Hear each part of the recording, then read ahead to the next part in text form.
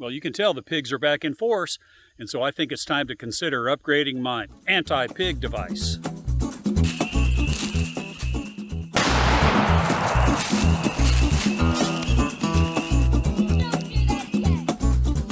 Hi, George here, and welcome to Tales from Target Suite, where I'll share my perspective on guns and shooting, and we'll have an adventure or two that'll make even a grown man smile.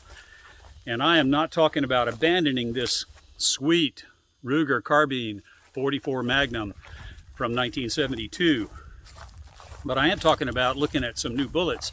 And so in today's video, we are going to look at the Hornady XTP 240 grain hollow point and the Speer 240 grain deep curl, and see if either one of those would be a good upgrade from the hardcast bullets we've been using with some success on the local pig population. I hope you'll stick around.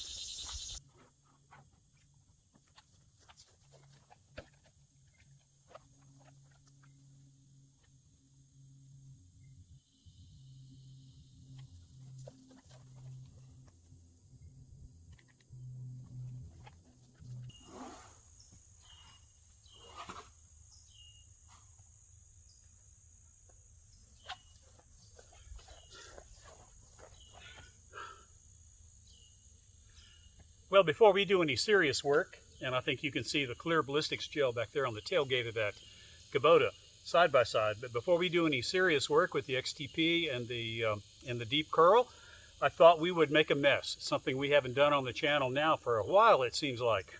And so we're going to start off right, and I'm going to load 4 rounds in the mag tube here of this Ruger 44 carbine. I'm going to start with a Speer deep curl, then I'm going to load a Hornady XTP, then I'm going to load a Speer deep curl, and then a Hornady XTP. And we're just going to take a quick non-scientific look and see if the destructive force at close range, I'll explain close range here in a minute, at close range and with these kinds of targets, see if there's any difference, just for fun. So let me get loaded up and let's get shooting. Why am I shooting close? And the answer is because this is not how the gun is set up for pig hunting. This pick rail is where I mount my Pulsar Trail 2 night vision camera, because our pigs, they come out at night. And so I'm just using the groove of this Picatinny rail to get on target. So I need to be close. But let's get shooting. And by the way, I am shooting deep curl first, then XTP, then deep curl, then XTP.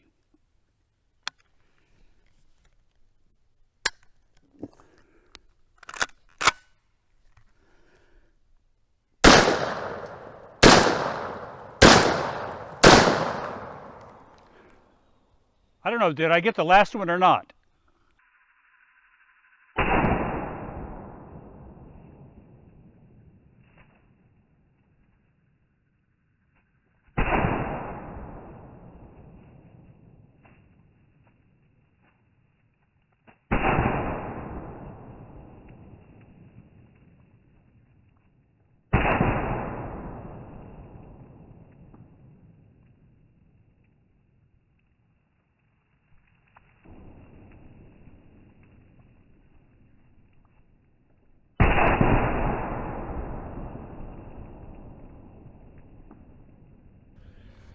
Well, there it is, the Ruger carbine, Ruger's very first rifle, if you didn't know that. And if you want to see a full video on this guy, I'll put a link right here. It's really a neat and historic rifle, one that I grew up wishing I had, and I finally got it in my sunset years, as they say. But why do I use this? And while I explain that, let me give you a flyover, a close-up of the Ruger carbine with the Pulsar Trail 2 on top of it.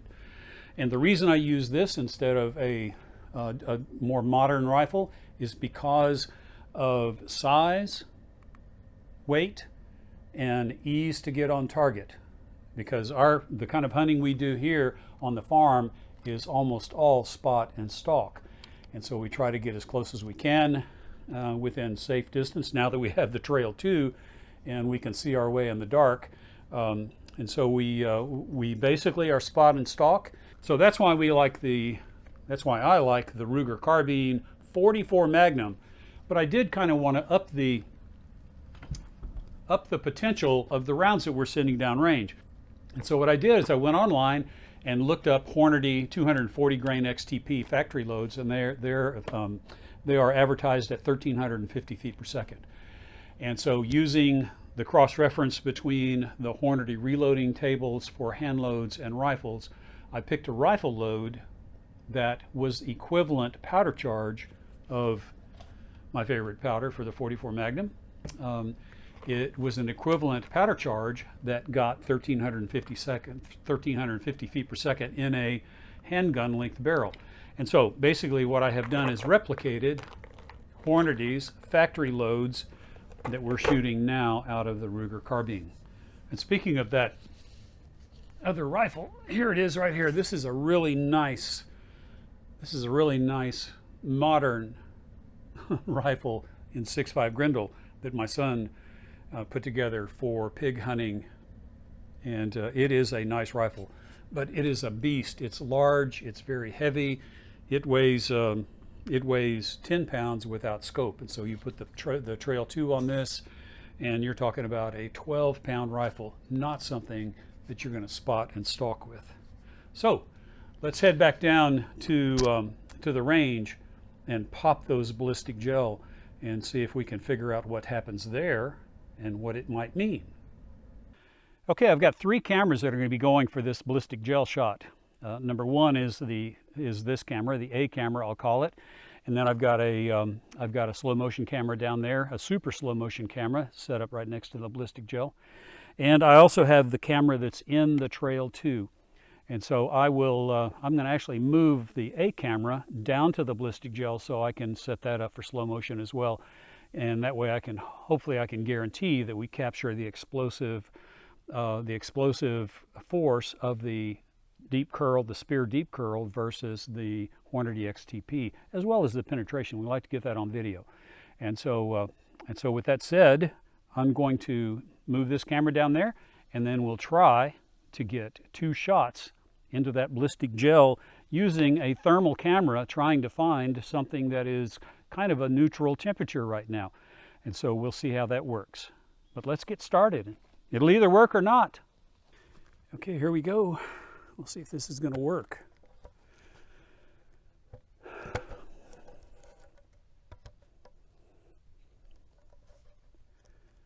And you can see that what I'm trying to shoot is that dark spot right there. We'll just pull the trigger and see what happens.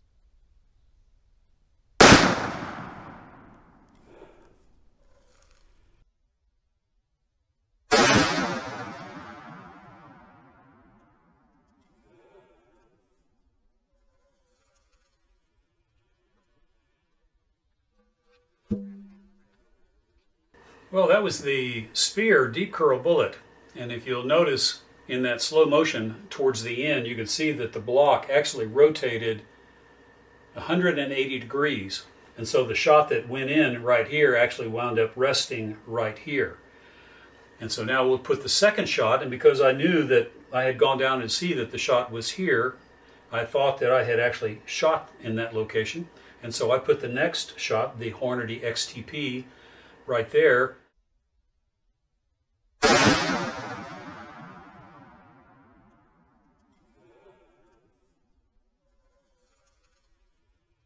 And it basically followed into the second block in the same path as the first shot. And that's why the Hornady XTP, you can see, kisses off of the Speer deep curl on its way past.